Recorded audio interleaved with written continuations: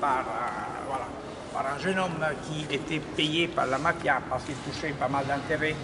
Il prêchait contre la criminalité et il prêchait contre la mafia. Et il a été tué. Et sa paroisse, c'est derrière le palais de Normand. Et on parle des procès, des béatifications. Il y a 4 ans. On parle de procès, on veut le béatifier. C'est pour ça que partout vous trouverez des images, bien sûr, de lui.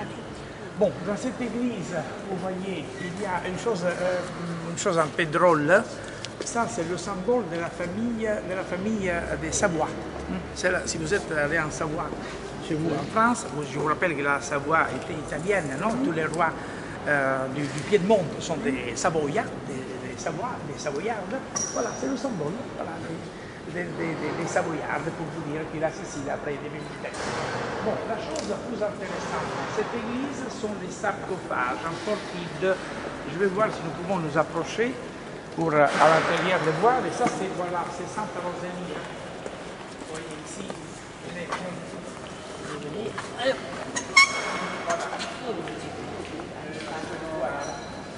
Santa Rosalia. Et vous comprenez bien, la Santa Rosalia au contraire de Sainte Lucie, ce n'est pas une proto-martyre. Hein. On parle on dit qu'elle était la petite nièce du roi Roger. Et on parle de 1130, elle a vécu jusqu'au 1170. D'accord, pendant le royaume des Siciles de Guillaume Ier. Voilà, et ça, vous voyez, c'est une sainte érémite. Non, elle a vécu dans le mont Pèlerin. Voilà, et ça, c'est le prélude avec les os de Santa Rosalia pendant le 15 du mois de juin, quand on fait il y a le char que vous avez vu, mais avant lui, il y a ça, où il y a les reliques, le reliquaire, la chasse. Voilà, la chasse avec les ossements de Santa Rosalia. Et une chose drôle, c'est le nom, on l'appelle il festino. Festino signifie la petite fête, mais c'est la plus grande fête de Sicile, la deuxième, après Santa Gata. C'est la deuxième fête de Sicile. Mais on l'appelle festino, petite fête. Ça, c'est. On ne sait pas pourquoi. Peut-être un festino, non, la petite fête. Et ici, on va voir ça.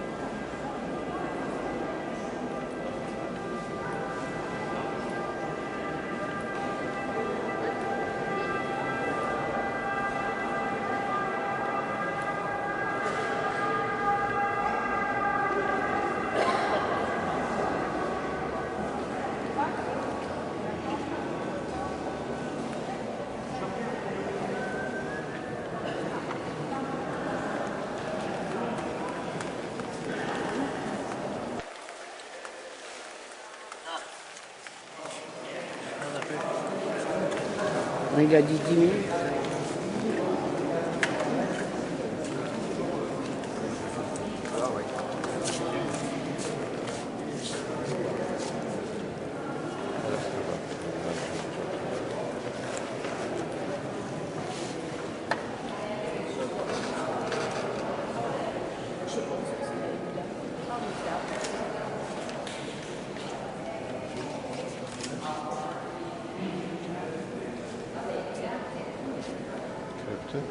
Coś powiedzieć? Tam są zabalsamowane ciała. Tak?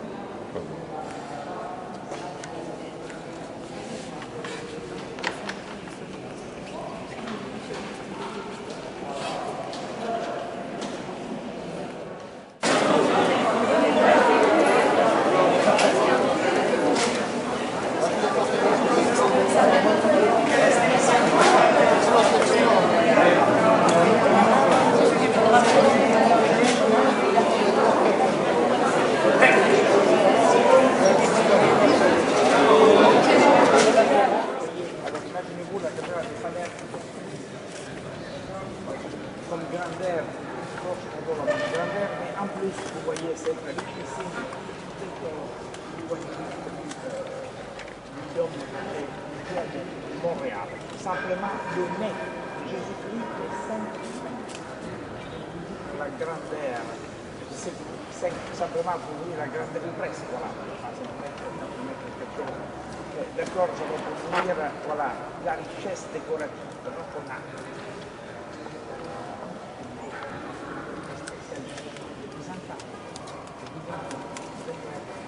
Vous avez sûrement en Grèce avoir les monuments de l'Antiquité. Alors vous voyez, et regardez, le style byzantin, on peut bien s'apercevoir, parce qu'il n'y a presque jamais un dessous, toujours cette sorte de sévérité dans le maquillage de Jésus-Christ, n'est-ce pas? Pour rendre, comment dire, les fidèles toujours, comme on dit, pas soumis à l'Église, mais avec cette sorte de père vers Dieu qui était tout-puissant. Et ça, c'est le Christ Pantocrator, le Christ tout-puissant qui fait tout. Vous voyez le célèbre deux doigts du Christ et la façon dont il parle. Pourquoi c'est le mosaïque? Exactement pour la même raison pour laquelle à Chartres, il y a les vitraux.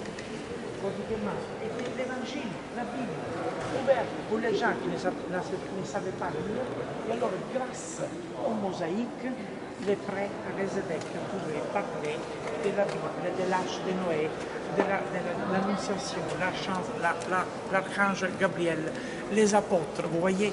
Et ici, c'est jamais touché, jamais bombardé, bon, incendié, mais grosso modo, on a réussi toujours à sauver les mosaïques. La Vierge, avec l'enfant qui vous verrez là-bas, sous Jésus-Christ, c'était la même qui était à la chapelle Paroisse. Là, malheureusement, elle a été détruite, mais la Vierge, la Vierge byzantine, originalement, même dans la chapelle de Paléa. Parce que la période, c'est toujours la même. La période, c'est toujours 1050, 1900. Bien sûr, période chrétienne, mais les Arabes qui étaient ici, tous les Arabes, vous voyez, ici dans le décor, géométrique, par les Arabes, voilà, l'art byzantin que vous pouvez bien voir, dans tout le parc, on va faire le tour, disons,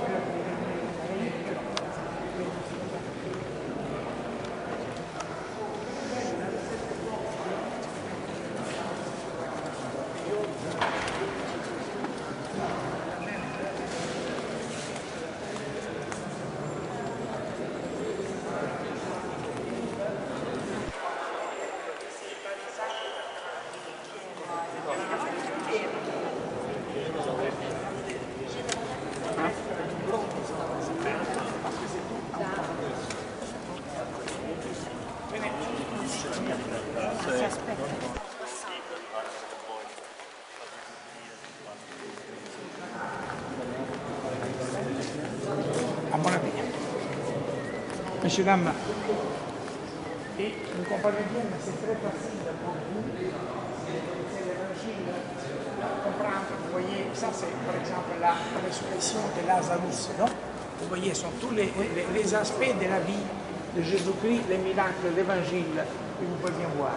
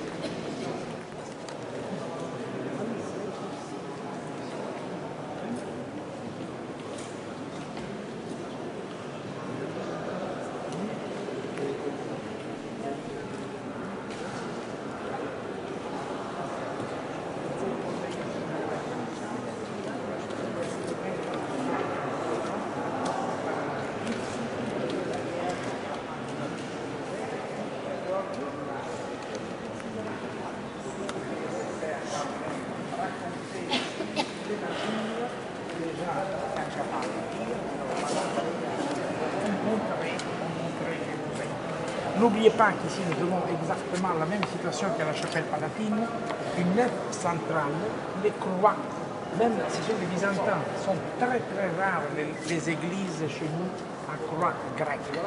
La croix grecque, vous savez bien, c'est une croix qui a les bras, comme on dit, de la même grandeur. Le transept, c'est au milieu. Chez nous, ça s'appelle croix latine.